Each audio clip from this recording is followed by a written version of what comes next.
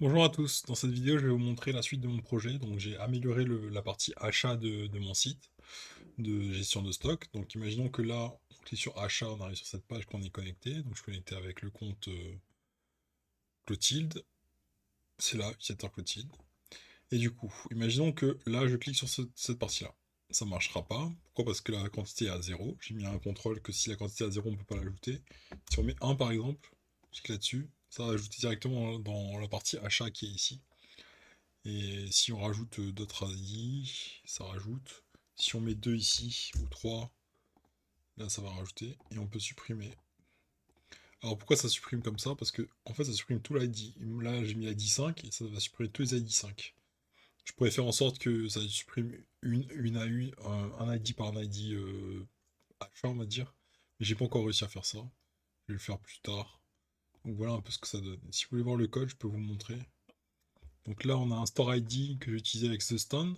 The Stand, on crée un store avec crate.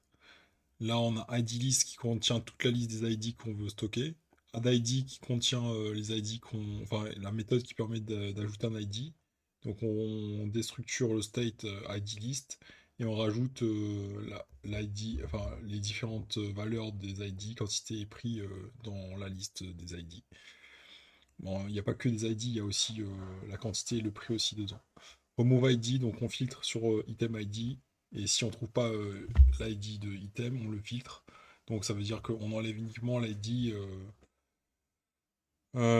qui correspond à l'ID qu'on veut retirer. Donc reset ID, on met la liste à 0. Donc voilà un peu à quoi ça ressemble.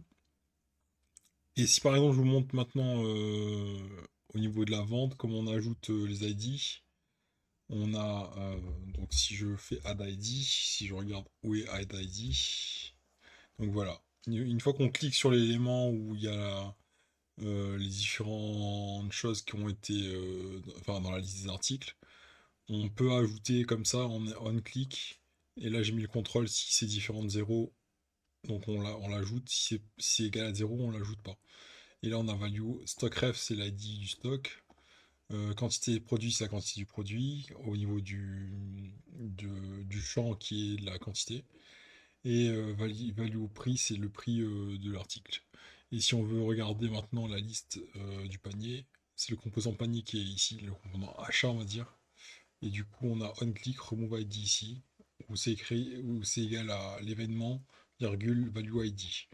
Et quand on clique là-dessus, on va enlever l'ID qui correspond, l'ensemble des ID qui correspondent à l'ID qui est dans l'achat. Donc c'est value.id. Voilà un peu à quoi ça ressemble. Merci à tous de votre attention et à très bientôt pour les projets pour tous. Ciao ciao.